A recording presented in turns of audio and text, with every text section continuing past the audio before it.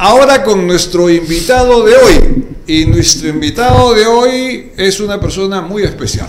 Se llama César Pasalacqua Pereira. Es un amigo, para comenzar, pero en primer lugar es un filósofo.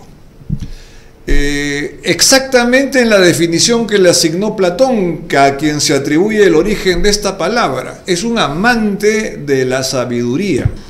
Un amante de la sabiduría más de todas sus vertientes. No es un amante de la sabiduría occidental, es un amante de la sabiduría oriental, de la sabiduría ancestral, del conocimiento cosmológico. César, que ha sido un gran dirigente sindical, creo que lo sigue siendo aún, de enorme trayectoria, fundador CETRAMUN, fundador de FETRAMUN, fundador del CITEN, el gran defensor de los derechos de los trabajadores del Estado. Sin embargo, pocos sabían, o no tantas personas sabían, y queremos que todos lo sepan, que en esencia es un filósofo. El filósofo auténtico, experto en sabiduría ancestral. Yo no quisiera decir que César es un sabio porque puede ser un exceso, pero de los amigos que tengo creo que es quien tiene el conocimiento universal que yo aprecio más. César, bienvenido, ¿cómo estás? Le vamos a pedir al control que nos muestre una cita de Gandhi que hace algún tiempo compartimos gracias a ti, y que dice: nosotros tenemos que hacer el cambio que queremos ver en el mundo. Quiero hacer uso de esta frase que tú mismo me pasaste para comenzar nuestra conversación. ¿Cuál es tu mirada respecto del cambio que necesita una sociedad como la nuestra? Buenas tardes. Muchas gracias por la invitación, y no hay duda que por la introducción sí que eres mi amigo. Y gracias a ambos. Y tal vez antes de responder de manera directa a la pregunta que se me ha formulado, quiero decir, en relación al deceso de Javier Pérez de Cuéllar, que nos debe suscitar una primera reflexión filosófica, y está dada en relación a cuál es el propósito de las especies animales y cuál es el propósito existencial del ser humano. Se entiende que para todo animalito sea fundamental poder defenderse, poder alimentarse, poder procrear y poder dormir. El ser humano viene con propósitos más trascendentes. Y lo digo en relación a Javier Pérez de Cuéllar, no en virtud de la fama que él tiene, ni en virtud de la posición que asumió a nivel internacional, sino lo digo en virtud de que él desarrolló sus talentos, y él, por lo tanto, trató de ser pleno en función de aquello que lo llenaba. Y esto es algo fundamental para todo ser humano, porque por desgracia en el mundo, y qué mayor y desagradable ejemplo que este joven que ha violado y matado, que ya fue mencionado, que es a la vez un ejemplo de lo que es vivir en base al instinto. Y eso es una pena mayúscula de lo que sucede en el mundo, pero que es alentado por quienes tienen el poder económico, que en la práctica lo que quieren es un conjunto de personas que solamente quieran comer, que quieran dormir, que quieran procrear, y que se alejen de los ideales. Este es un tema de fondo. ¿Cómo vivir teniendo ideales? Que es justamente lo que nos distancia de la especie animal. Javier Pérez de Cuéllar, en ese sentido, ha llegado a ser un personaje destacado, independientemente de todas las anécdotas políticas que pueda originar su existencia. La clave del ser humano no es vivir para comer, no es trabajar para comer, poder dormir bien, poder procrear, no. El ser humano representa la tenencia de ideales, es decir, una perspectiva superior, y a partir de esos ideales, el desarrollo de sus talentos. Esto es clave de claves. La pregunta, si mal no recuerdo, está formulada en términos de lo que el país justamente necesita. Y lo que primeramente requiere el país es seres auténticos. Seres que indaguen al interior de sí para qué han venido a este mundo. No hemos venido solamente para alimentarnos, para tener hijos que alimentar, no. Todos tenemos talentos especiales, pero que no lo descubrimos porque somos uniformizados por el sistema. El sistema quiere robots. El sistema desde que nacemos nos programa qué es agradable, qué es apropiado, cómo mirar, cómo vestirse, cómo hablar, qué tipo de profesión asumir, qué teoría debemos repetir en el curso de nuestra existencia, contra qué debemos reaccionar, y básicamente vivimos en piloto automático, porque no filosofamos, no indagamos sobre nuestra verdadera naturaleza. Y aunque parezca increíble, filosofar es una dimensión natural del ser humano, tan natural como el ser comensal, comer, tan natural. Sin embargo, en el tema filosófico, básicamente se quiere que estemos ya programados, que ya no razonemos, que ya no reflexionemos. Una especie de atrofia, sí, de las mentes. Correcto. Y de los espíritus. Sí, venimos como amputados desde que nacemos, otros piensan por nosotros y simplemente nos programan, nos condicionan. Y ya uno está insertado en infinidad de ángulos filosóficos, pero de una manera inconsciente. Estoy pensando en los medios de prensa. Hoy tenemos una prensa entre comillas seria, pero que se porta igual que la prensa chicha de los 90. Yo lo veo súper parecido, no sé si tú lo ves también así. Me parece que es casi exacto. Y en ese sentido, permítaseme felicitarlos a ustedes, porque ustedes están realmente encarnando la frase de vuestro programa: no atraco. Así es, esa es la lógica, ¿no? No atraco, o sea, que piensen otros de determinado modo, que así sea, pero nosotros no atracamos. Por ejemplo, ¿no? Ya somos tres entonces ahora en esta mesa. Porque si no, una pregunta clásica de ustedes hubiera sido: oiga, señor, a ver, ¿qué universidad le ha dado el título en filosofía? Y eso hubiera sido una pregunta realmente atroz. Así es. Porque significaría asumir que solamente uno puede pensar de manera auténtica y profunda si la universidad te ha dado el título correspondiente. Nada más contrario que ser un filósofo de universidad. Es decir, que repetir las tesis que otros han aprobado como válidas para esta sociedad.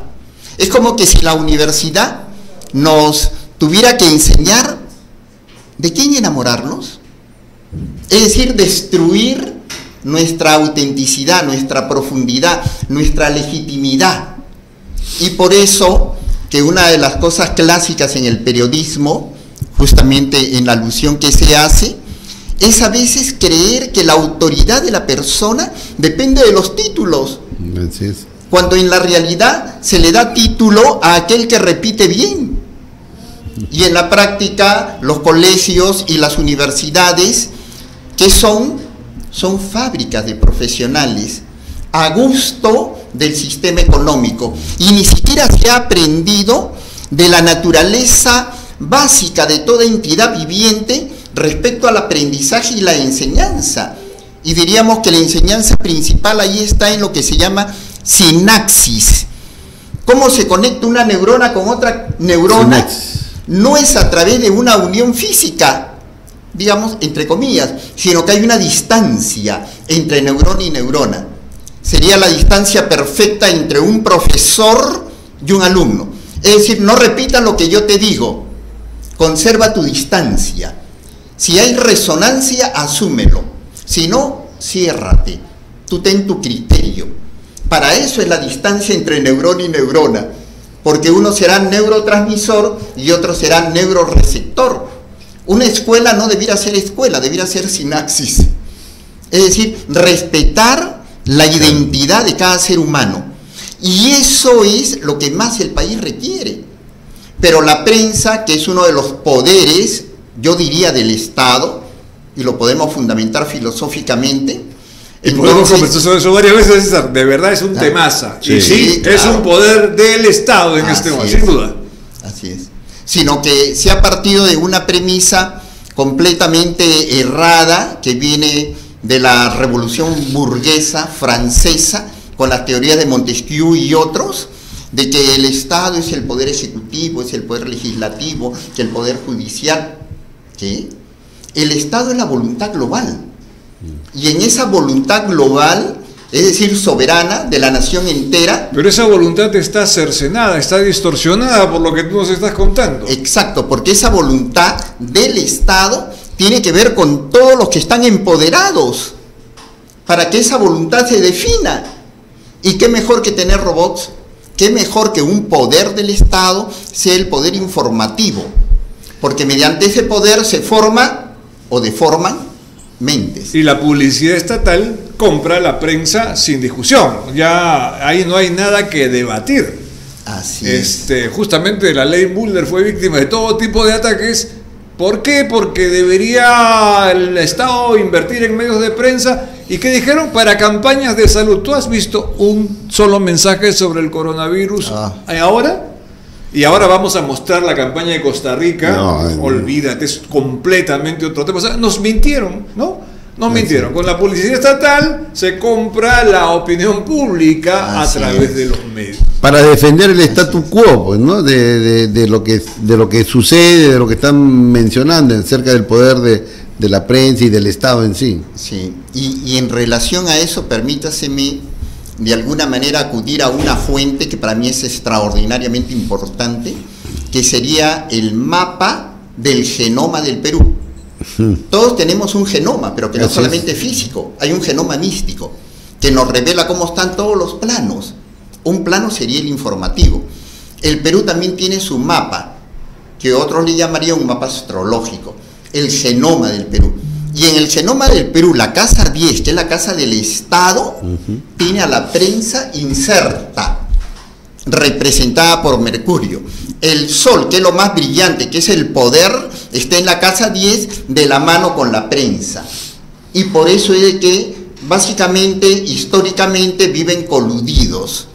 La prensa al servicio del poder. ¿Alguien diría qué? ¿Del poder ejecutivo? No, del poder reinante. El poder real. El poder real. Y por eso podríamos decir que una sociedad no puede ser vista solamente bajo la lupa de lo democrático. Yo diría que toda sociedad así llamada, que para mí no son sociedades porque sociedad viene de socios, de iguales, y todavía no tenemos eso, tenemos conglomerados colonizados por un determinado poder. Diríamos de que en esta llamada sociedad siempre tenemos una monarquía.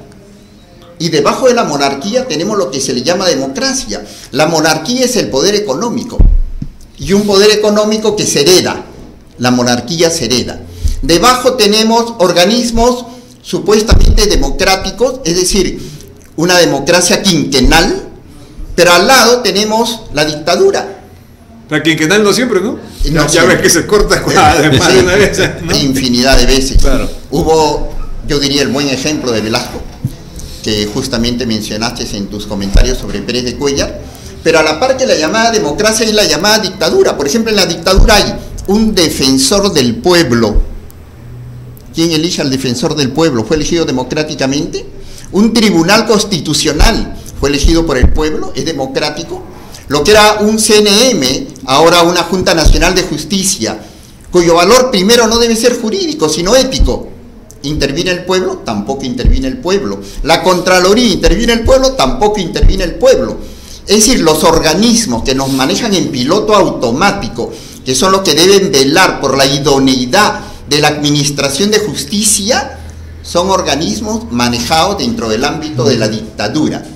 Y por encima del ámbito de la dictadura y de la democracia, la monarquía. Obviamente hay otros poderes como el poder informativo, hay otros poderes como el poder militar, todos ellos coadyuvan. Se supone que hay el poder popular de las organizaciones sindicales también, pero su peso es ínfimo, al lado de otros pesos en lo que es conformar configurar la política del Estado. El Estado en esencia tiene 7 poderes. 7 poderes que van a contribuir en la forja de su camino. Y por eso que es importante pensar con cabeza propia. Lo que más requiere el país es de que todo ser humano indague al interior. ¿Realmente eso es lo que yo necesito? Por ejemplo, el Perú está lleno de gaseosas, que es una de las cosas que más daño hace. No digo que a uno no se le pueda antojar de vez en cuando, pero el Perú es rico en frutas. Podríamos estar consumiendo extractos de todo tipo, mañana, tarde y noche. O comiendo la fruta. O comiendo la fruta, ¿no? Y eso podría configurar un mejor ser humano. Y una conducta auténtica del Perú. Correcto. Esa es la autenticidad del Perú y de cada habitante del Perú.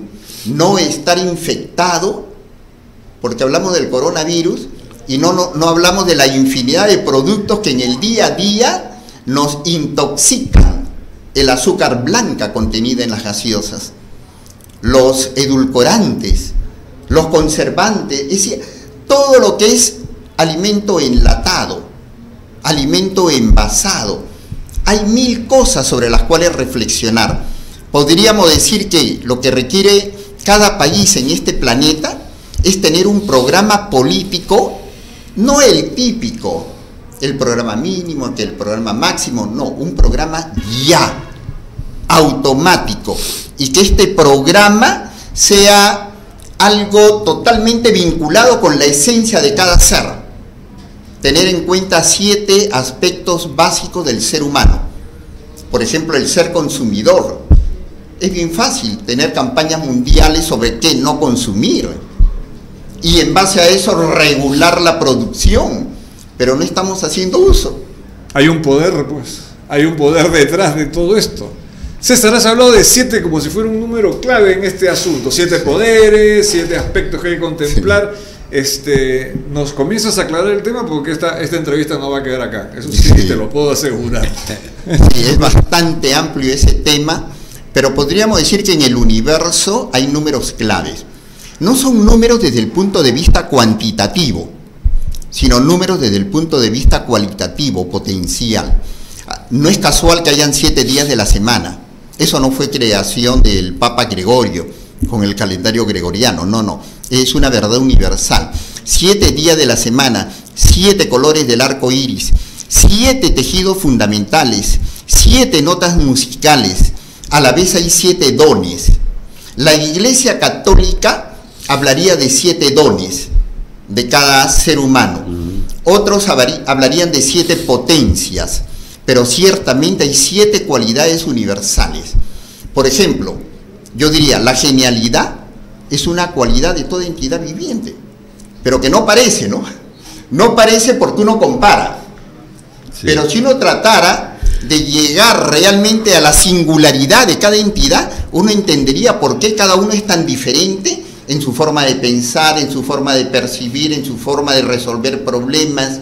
Y que cada uno tiene un potencial específico que hay que descubrir y desarrollar, desplegar, sí, permitirlo. Es decir, no hay que marginar, ni que acotar, ni que afrentar a las personas por X cosas formales, cuando en verdad de lo que se trata es de potenciar sus talentos que muchas veces están reprimidos, ¿no? Claro, lo que sucede es de que si hacemos lo que tú dices, con lo que yo estoy totalmente de acuerdo, mueren muchos negocios. Ajá. Muchos negocios. Que son más de 7, los negocios sí son más de 7, sin duda. Claro, porque además para ellos es fundamental descalificar. Tu hijito es hiperactivo, hay que aplicarles tales y cuales medicamentos. Oye, ¿qué cosa? ¿Hiperactivo? Me acuerdo cuando llamaron a la madre de uno de mis nietos porque se había atrevido a tocar el timbre. O sea, estamos en una sociedad donde se descalifica cada singularidad. No se reconoce que cada uno es una obra de arte única. Y a todos se les somete a determinado tipo de parámetros. Si no responde a esos parámetros, para eso está uno de los más grandes negocios del planeta. Uno de los 3 negocios más rentables, que es la farmacología, los grandes laboratorios. para ellos es importante etiquetar cada dolencia, entre comillas dolencia, y fabricar, entre comillas, el medicamento que en la práctica recoge principio de las plantas. Así es. Ahora la quina, ¿no? La quina nuevamente está de moda porque es uno de los 3 probables remedios o elementos terapéuticos contra el coronavirus, ¿no? Así es. El árbol de la quina de nuestro escudo nacional originario del Perú y nosotros ni idea, ¿no? Ni idea. Y algo que está en la base de todo, la importancia del agua, la importancia de lavarse. Ah, claro, la importancia de la higiene personal. Imagínate, algo tan simple, ¿no? Y tan caro a ciertas culturas y tan no caro a otras culturas históricamente, ¿no? Claro, y allí este gran negocio se aprovecha de los desarrollos de Pasteur porque se quiere hacer creer que los enemigos son los virus, cuando los virus en realidad son microorganismos naturales, cada uno es un universo. El tema es cuando uno se debilita y el microorganismo crece y por lo tanto configura todo un ejército.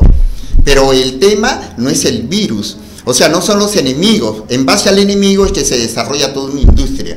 Pero volviendo al tema de los 7, entonces tenemos el tema de la inteligencia al grado de la genialidad, tenemos el tema del amor, tenemos el tema de la creatividad. Uno de los temas es el tema del ser. Algo maravilloso es descubrir que no hay entidad viviente que no tenga la condición de sujeto. Y ese sujeto puede ser descrito como el ser. Tiene que ver con el principio de la seidad, ser en sí mismo, ser por sí mismo, ser para sí mismo. Esto es clave, porque lo que más niega la sociedad es la calidad de ser, y por eso se robotiza. Y si uno reconoce la calidad de ser, esto se hace realidad cuando uno reflexiona, cuando uno se introspecciona, cuando uno medita, cuando uno descubre su verdadera naturaleza, cuando uno se pregunta, ¿realmente esto es para mí? ¿O estoy repitiendo una programación? Porque somos programados por los intereses económicos, por los intereses sociales, por los intereses de la prensa. Somos programados por una iglesia formalmente, institucionalmente establecida. O unas iglesias, ¿no? Unas iglesias, claro, donde el ser humano mete su mano, ¿no? Y sabemos hasta dónde. César, no sé. Antes, claro. Permíteme, interesante estar escuchándolo a César. Y eso de la robotización pasa en nuestra sociedad con la uniformización, ¿no? Correcto. Empezando desde el vestido. ¿Hasta de quién te enamoras? Hace un rato decías que como dictarte también claro, te dan parámetros, bueno, y te van dando parámetros, efectivamente, el terno, en el colegio el uniforme, ¿no? La cosa que y si alguien que por ahí hasta con un uniforme medio que cambió de color y ya no te dejan entrar a algunos colegios. Y más aún, institucionalmente, ¿no? Te evalúo. No has repetido igual, desaprobado. Así es, tiene que todo repetir igual para aprobar. Y es por eso que también ahora yo veo la famosa SUNEDU, ¿no? En criterios a qué pueden decir que una universidad no va a ser certificada, otra sí. Criterios que a veces o sea, no están dejando la independencia, la autonomía, están ahora controlando todo. La educación superior era de alguna manera libre, ¿no? Pero ahora se están preocupando porque dicen que vamos a tener taxistas con diploma. En buena hora, pues, en buena hora. Yo creo de que hay que preocuparse. Por supuesto, el tema de los delitos es otra cosa, pero el tema de la uniformización del pensamiento y definitivamente, conforme lo mencionabas, la prensa pues es el instrumento fundamental. Y permíteme ahí, justamente un poco para hacer una relación entre las palabras, ¿no? Uniformizar, universidad. ¿Ya? Entonces, más allá de temas como cómo determinado poder político maneja una universidad, cómo la universidad maneja el CNM, ¿no? Y etcétera, y el CNM dispone de abogados. Castañeda Locio, por ejemplo, un personaje que pertenece a la mafia nacional, ¿no? Ingresa a un sindicato ingresa al sindicato violentamente, roba todos los bienes del sindicato, se los lleva y el Ministerio Público se demora 6 meses para hacer la inspección ocular. 6 meses. Han pasado 5 años y hasta ahora el Poder Judicial no resuelve retornar los bienes del sindicato. Imagínense. César, no, tranquilo, mira, la televisión nos hace esclavos del tiempo. Claro. Pero definitivamente vamos a seguir conversando. Contamos con tu presencia para futuros programas. Te agradecemos mucho que hayas estado con nosotros, que hayas provocado la atención especial de Pedro Ichique, que es un hombre dedicado a la ingeniería, pero que lo has motivado de manera especial. César, un gusto grande. El gusto es mío. Corte y regresamos. Gracias. No, gracias.